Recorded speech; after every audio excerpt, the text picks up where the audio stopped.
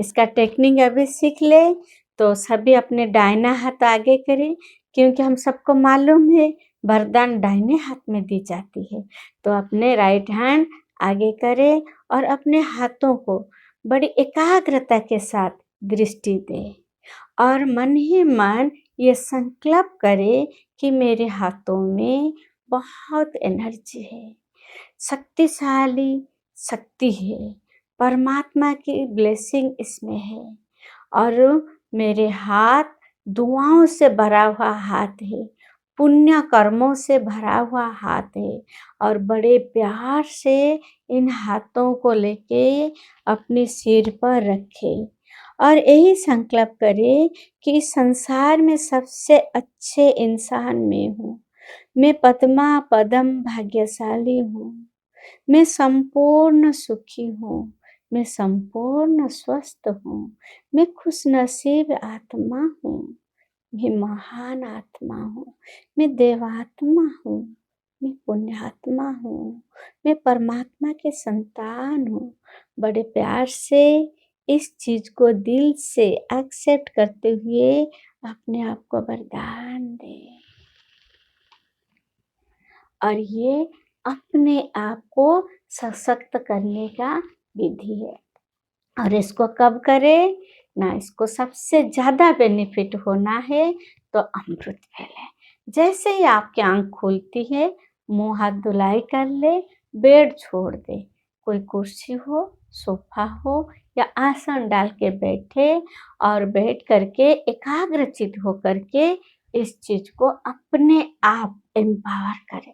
दूसरा करेंगे तो कितना करेंगे, कब करेंगे, लेकिन जब हमारे पास ये शक्ति है तो हम अपने आप को क्यों नहीं करें और अमृत वेले करें, नुमासाम करें और दिन में भी बीच बीच कभी भी मन करे तो अपने आप को ये ब्लेसिंग्स दो। और दूसरी बात ये ध्यान रखो कि कोई भी काम जब हम रेगुलर करते हैं, जैसे शरीर को सुस्त रखने के लिए रेगुलर एक्सरसाइज करते हैं, रेगुलर भोजन करते हैं, इसीलिए इस वरदान को, इस टेक्निक को अगर आप हमेशा के लिए करोगे तो आप देखना ये आपको कितना फायदा करता है, कितना आपके जीवन में सुधार लाता है। और दुनिया में कोई ऐसी शक्ति नहीं जो आपकी खुशी को कम कर सके।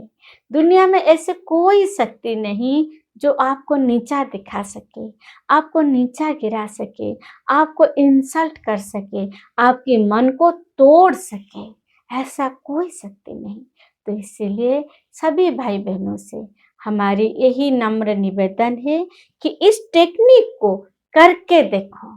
कहते हैं करोगे तो पाओगे, तो अब करके देखो, 7 दिन के अंदर इसकी बेनिफिट आपको दिखाई देगी। कैसे दिखाई देगी ना, जैसे आपके मन पहले हलचल होता था, मन में ज़्यादा नेगेटिव बातें आती थी, मन मायूस हो जाता था, मन भटक जाता था, मन में हलचल आती थी, अब धीरे धीरे धीरे करके आपकी मन शांत होने लगेगी। और अब जब चाहो, जहाँ चाहो, जितना टाइम अपने मन को एकाग्र करने की चाहो